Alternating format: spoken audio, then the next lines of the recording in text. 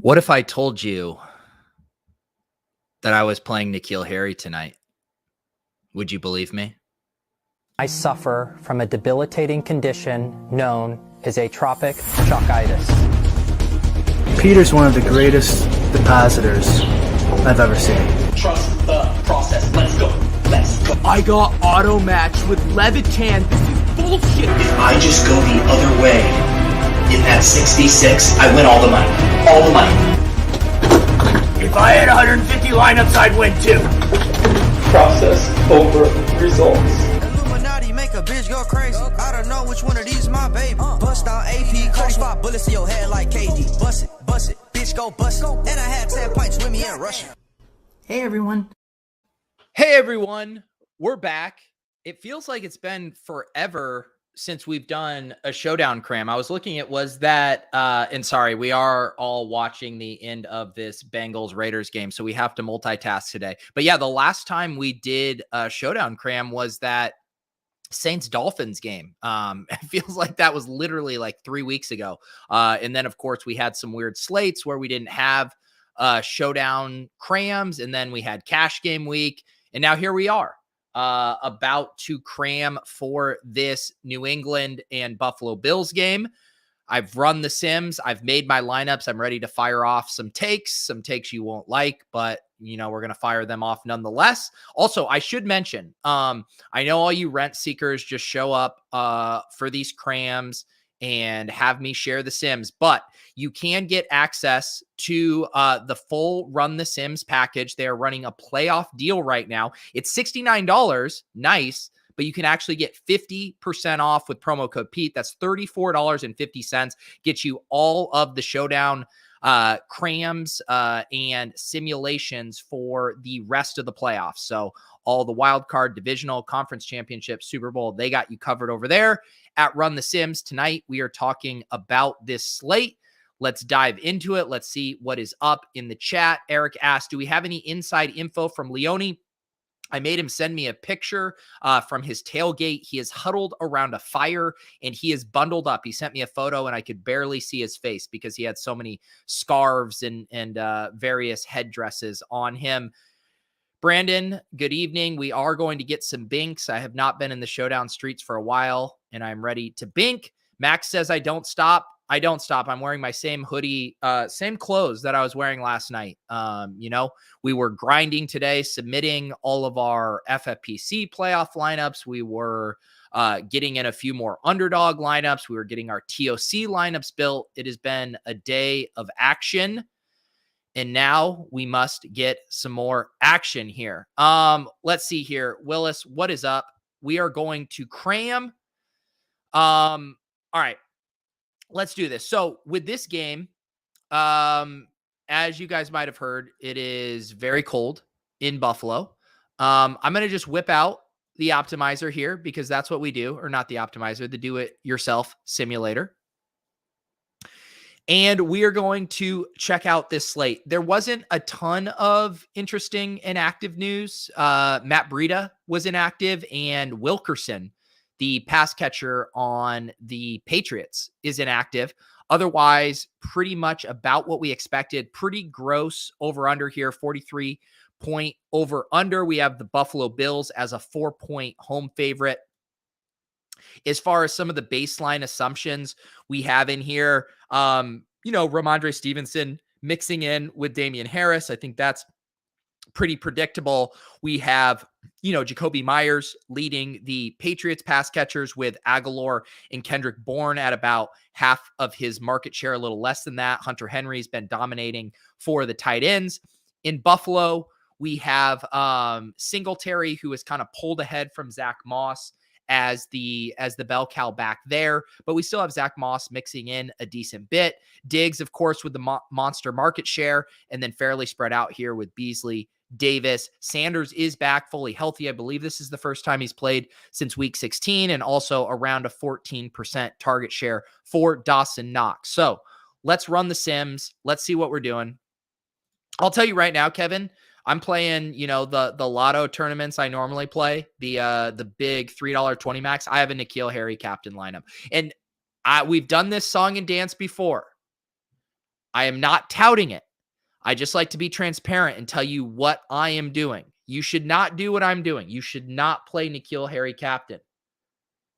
Unless N'Keal Harry goes for 100 yards, at which point you can say, Pete, great call on telling us not to play him, but I'm glad that you played him in your lineups. So right out the gate here, when I was running it, I did look at aggregated ownership. I like to see what ETR has for projected ownership. I like to see what Awesemo has for projected ownership. What I saw, not a ton of leverage spots at captain. I actually think Josh Allen is probably the best captain. The average kind of ownership I was seeing on him was around 23%. ETR was a little higher on it. Awesemo a little lower. RTS, we have him at 29%. I think that might be it might come in a little bit lower. So Josh Allen looked like the best captain to me based on that, but not a ton of edges at captain, just because of how much, Josh Allen stands out from the field. Stephon Diggs, I think, is also viable, but to me, Allen and Diggs are really the two that have the potential to really separate here. When we get to flex, though, this is where it gets interesting. The two plays that really stand out relative to the projected ownership would be N'Keal Harry and Gabriel Davis. So, Gabriel Davis here is appearing with a flex rate at about 30.7% there, which is pretty damn good. And his ownership is going to be around 20% is what I was seeing for his ownership. So nice, 10% more in the Sims than he's being owned. And then N'Keal Harry. And I know no one likes N'Keal Harry. I once drafted N'Keal Harry, I believe with the 3rd overall pick in a dynasty league, and I still rue the day, but I'm telling you, today he looks decent. He's appearing in the Sims 15.5% of the time. 10,000 simulations, N'Keal Harry pops up there. Did Darren Waller just do something? And I'm seeing his average ownership at around 4 to 5%. No one wants to play N'Keal Harry. So I think that is pretty interesting to me as far as the flex plays. Nothing too shocking as far as, negative plays, the kickers showing up as they're being owned a little too much relative to how much they appear in the Sims. Emmanuel Sanders looks maybe a little bit too popular. He's only showing up in our Sims 7% of the time, and he's being owned around 15% of the time. The Demon asking me, how many snaps will N'Keal Harry get? Boy, would I love to know that question.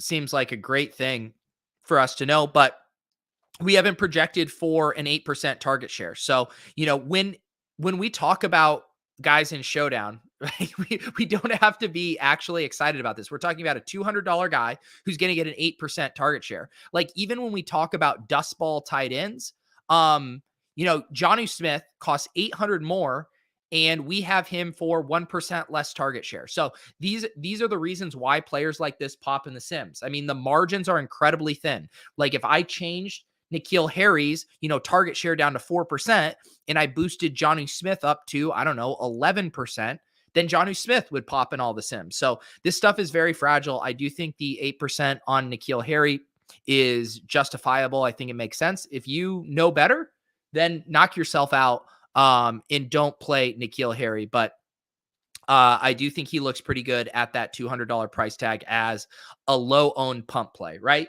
Like, the one thing we don't want to do is be playing really chalky pump plays. That's where we get in trouble. But if you're playing a low-owned $200 guy, I think you're fine.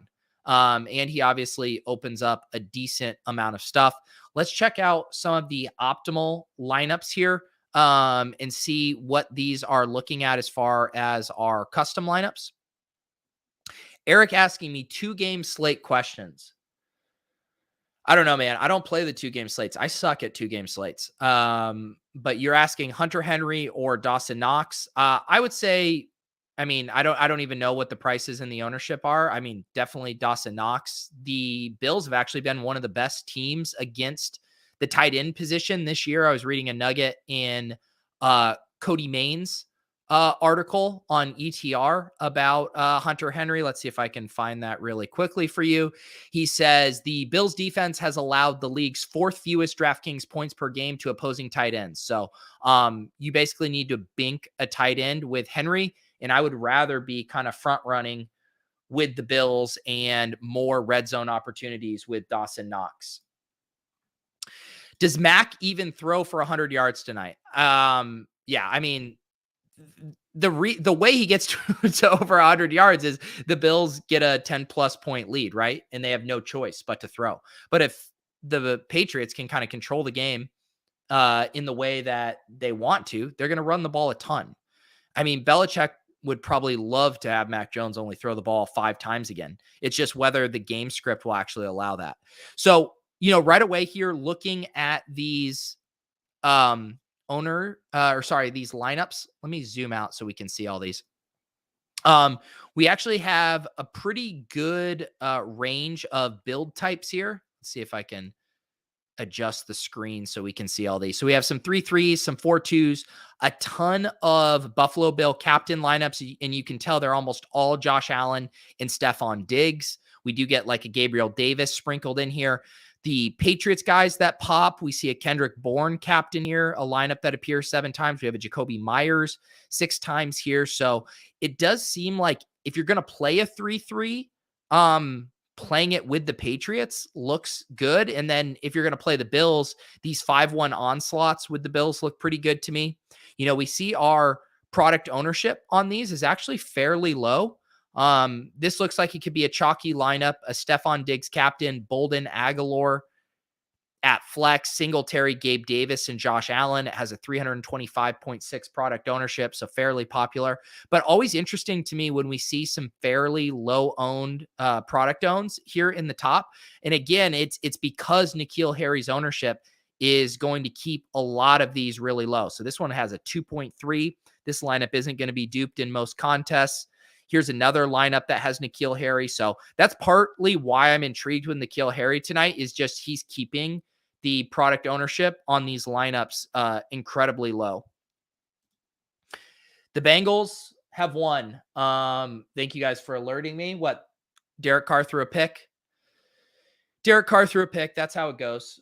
I mean, the Raiders are fun, but Bengals, we need Bengals. We need Bengals. I mean, this is setting up for, if Bengals can go and beat the Titans, we need them to beat the Titans. We can't have the Titans in the AFC Championship game, and then we can get Bengals Bills or Bengals Chiefs AFC Championship game. That sounds like fun to me. Let's mess with a couple of assumptions here. Someone toss out a game flow scenario that they would like me to run the Sims with. So either a huge Bills blowout, maybe a Patriots upset, maybe a super low scoring game. Give me a scenario and we will run the Sims and see how things change here.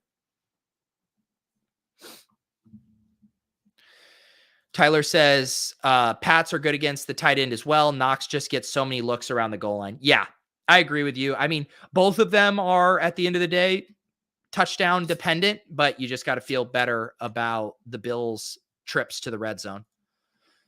Yeah, Chiefs Bengals AFC Championship game sounds fun. Eric wants to see a Bills blowout. I'm telling you, man, the Sims are going hard on N'Keal Harry.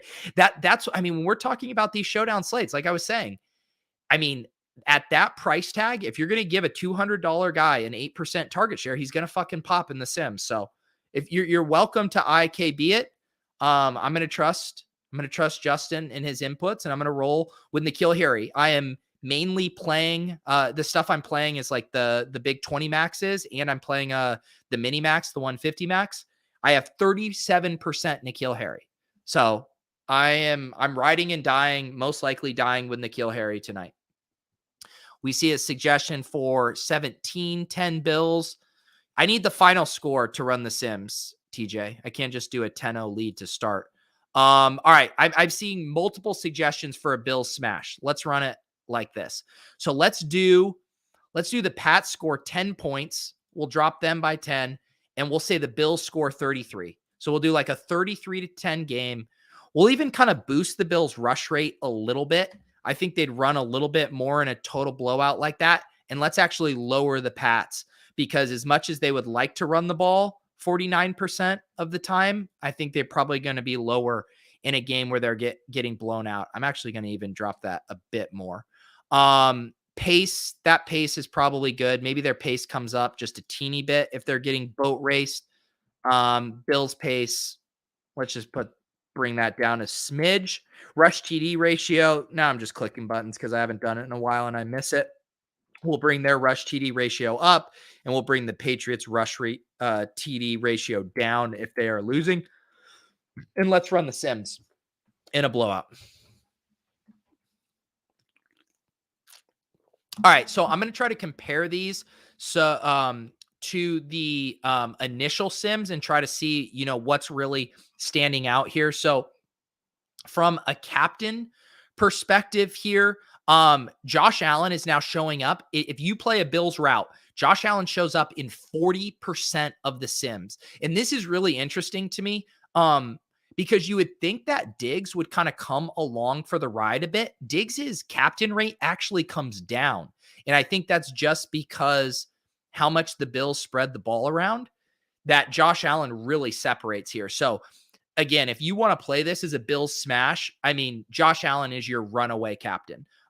Even Devin Singletary in a smash, assuming the Bills run a decent amount, he comes up to 15%, but that's only about 3% higher than he is in the baseline sim. And I also think in a game that goes like this, where the Bills win big, I think you're going to see a decent amount of Zach Moss as well. I mean, we have, Zach Moss hasn't been a big part of the Bills game plan this year, but when was the last time he had a big role in the game? It was in Buffalo against New England when there was the insane win game. And it seemed like Zach Moss had fallen out of favor. Then they activated him, and I believe he led the team in carries that week. So I do think if the Bills get up big, we're going to see a decent amount of Zach Moss. So I guess my kind of big takeaway from this is, if you think the Bills are winning by 10 or plus more points, you probably should play Josh Allen at captain. I'm trying to see if we see anything else here popping. Jacoby Myers as a flex play jumps up here to 30%. He was 26% in the baseline sim, so not a ton. What does our boy N'Keal Harry do? N'Keal Harry here is a 16% rate, so he stays the same in both closer games and Bills blowouts. Anything else interesting here? Obviously, Bills D. Bills D pops to a 33.6% rate, and in the baseline sim, they were only there 15% of the time. So their winning sim rate almost doubles in a blowout. So I think these are good things to look at. Now, if we look at the teams, look at this. I mean, these are all Josh Allen teams in a Bills blowout here, and a lot of them include the Bills defense. So don't be afraid to use Bills defense with Josh Allen captain, because they can definitely both get there in scenarios like this. I did run some sims earlier as a really low scoring game, and my guy Mathology will be happy to know that the double Ds can come out tonight for sure if you want to play that as a low scoring game. Breida is inactive tonight. Breida is inactive. And that's partly why we had seen some games this year where Zach Moss was inactive and they were using Breida as the RB2. So the Bills have been very, purposeful or, situational with their Zach Moss usage. And it's been in games where they wanted a bit more of a bruiser type, because if the Bills have their way, they want to pass every single down. But in some of these cold weather, slower pace games, they do like to bring Zach Moss out. And this game definitely checks those boxes. I'm kind of shorting Devin Singletary. I feel like sentiment on him has gotten a little too bullish. I think he's run really hot, really pure relative to his touches and efficiency. And I think he's bound for a little regression. I don't know if this is the spot. But I was kind of betting against Singletary in all my playoff drafts and stuff like that. I just think that the market is a little overconfident on him relative to how he's performed in some really nice matchups over the past few weeks. Iceman says he doesn't see any way Buffalo runs away with it. I mean, I think you can make a case for sure that the Pats keep it close, but I mean, I can see plenty of ways that Buffalo runs away with it. I mean, the Pats they don't have the personnel to play from a negative game script. Like if the Pats get down 10 and they're forced to, have Mac Jones air it out a good bit, I think they're fucking toast. So if the Pats can keep it close, they're certainly live, but I can definitely see lots of scenarios where the Bills kind of front run this. Let's see here. Rookie QB in the playoffs opens up a lot of pass. Yeah. It is true. There's a lot of kind of projection fragility, I guess you could say here with Mac Jones. I mean, you know that the Bills are going to be, or the Patriots are going to be well coached. Mac Jones, they're not going to put him in situations where, he's liable to make a lot of mistakes. But if the Bills get up 20, like they're going to have no choice but to have him drop back. But I assume we're going to see a ton of running from the Patriots tonight. Like if I were to kind of galaxy brain and bully the optimizer a little bit, I do think Ramondre Stevenson is a little bit interesting. He was showing slight positive leverage as a flex play. He was neutral as a captain play. I wouldn't captain Ramondre Stevenson, but I do think if the Pats can keep this game close, that they're going to use a ton of Damian Harris, a ton of Ramondre Stevenson. Damian Harris was banged up all week. He was questionable coming into this game. I think he's fine, but Ramondre has looked like the more explosive back all year. And if your thesis is, Damian is a little banged up, Ramondre is kind of interesting to me. And he just doesn't project super well at 5,000 as a secondary back in a projected negative game script. But just being that I think he's one of the most explosive playmakers in the game, I think that's interesting for showdown purposes. All right, guys, I'm knocking off the rust of my Showdown Crams. Haven't done one of these for a while. We have lock here in about 10 minutes, so I'm going to power this one down. I am going to fire up the Showdown Crams for the next couple of nights. We'll do tomorrow night. What is the game tomorrow night? I know Monday we'll be back for Rams Cardinals. Draftkings has basically done one big slate for each of the games over the next 3 days. So tomorrow night it's Chiefs Steelers. So yeah, I'll be back tomorrow at same time, around 7:40 p.m. We'll do a Steelers Chiefs Showdown Cram. We'll see how that goes. And then Monday night we'll be back for Cardinals Rams. And again, I'm just doing crams for the kind of featured contests on DraftKings. They've done bigger prize pools for the primetime night games. But of course, DraftKings has showdown contests for all of the games. And the beauty of the Sims is you can go in and run these for all of these contests. So if you guys want to get access, like I said, over at Run the Sims, promo code Pete gets you $34.50 for the entire Run the Sims package for the rest of the playoffs. You go over here to Showdown, DraftKings, and we have all the games for tomorrow, Philly, San Francisco. So even the shows I'm not doing, or the games I'm not doing crams for, you can get access to those Sims. I'll give you a little peek. Let's do a little peek here on the Sims for tomorrow night. We can see how things change between now and then. Our optimal captain right now. Ooh, this is kind of a hodgepodge. Wow. This is going to be a fun slate if this holds. We have 5 captains over 10%. All the big names. Patrick Mahomes, Tyreek Hill, Deontay Johnson, Najee Harris, and Darrell Williams. Interesting that Travis Kelce is only here at 5%, but he looks a little pricey relative to these guys. But that is your preview for the Showdown slate tomorrow night.